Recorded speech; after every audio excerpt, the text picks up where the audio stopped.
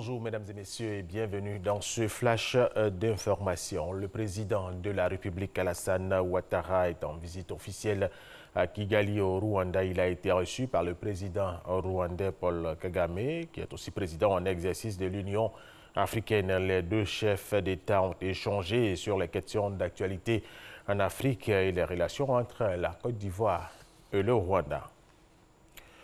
Le mémorial du génocide de Kigali, Rwanda commémore le génocide rwandais en 1994. Les restes de plus de 250 000 personnes sont enterrés à cet endroit. Il y a un centre d'accueil pour les étudiants et les personnes qui souhaitent comprendre les événements de 1994. Viviane Aïmer. Le mémorial du génocide dans le quartier de Gisozi à Kigali.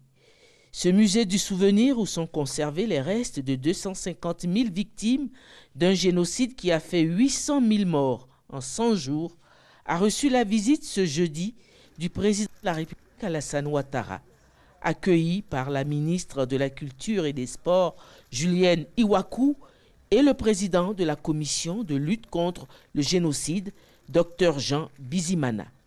La visite a commencé par la projection d'un film de 9 minutes.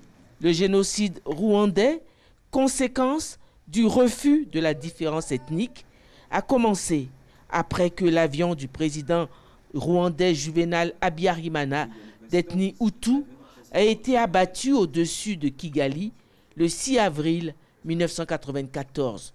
Le lendemain, 7 avril, des barrages sont dressés dans toutes les rues de Kigali et les miliciens Hutus et les forces armées rwandaises fouillent les maisons. Tous les Tutsis, sans discernement, sont accusés d'être complices de la rébellion, le Front patriotique rwandais, FPR. Ceux qui sont arrêtés sont tués. Les Hutus modérés ou opposants qui ne veulent pas participer au massacre sont tués également. La chasse aux Tutsis ne se cantonne pas seulement qu'à la capitale, mais s'étend dans tout le pays. Face à la barbarie, l'ONU refuse de mettre en danger ses casques bleus et les Tutsis rwandais sont abandonnés à leur sort jusqu'au 4 juillet 1994 quand la rébellion arrive enfin à pénétrer dans Kigali. Des photos, des documents, des récits audiovisuels, des restes humains, toutes les preuves de ce massacre sont conservés dans ce musée du souvenir que le président de la République a visité sous la conduite du directeur de ce mémorial, Honoré Gatera. À la fin de sa visite, le président de la République, avec beaucoup d'émotion, a signé le livre d'or. Il y a beaucoup d'émotions. Je réitère mes condoléances et toute ma compassion au peuple rwandais et faire en sorte que la construction de ce pays continue et que plus jamais ce peuple ou aucun autre peuple ne vive ce que les Rwandais ont vécu.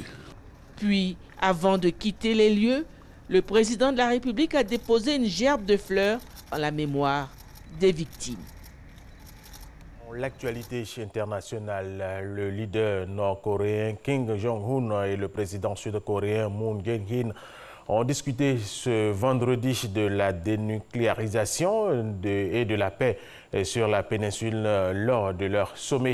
Les deux dirigeants ont eu un dialogue sincère et franc. Kim Jong-un a par ailleurs dit au président sud-coréen Moon Jae-in qu'il était prêt à lui rendre visite à Séoul à tout moment en cas d'invitation. Kim Jong-un est devenu le premier dirigeant nord-coréen à fouler le sol sud-coréen depuis la guerre de Corée de 1950 à 1953. Washington souhaite que le sommet intercoréen conduise à une paix définitive. La Chine, elle, a applaudi et salué le courage des deux hommes d'État. Voilà, et c'est la fin de ce flash d'information. Merci de l'avoir suivi. Je vous retrouve tout à l'heure à 13h.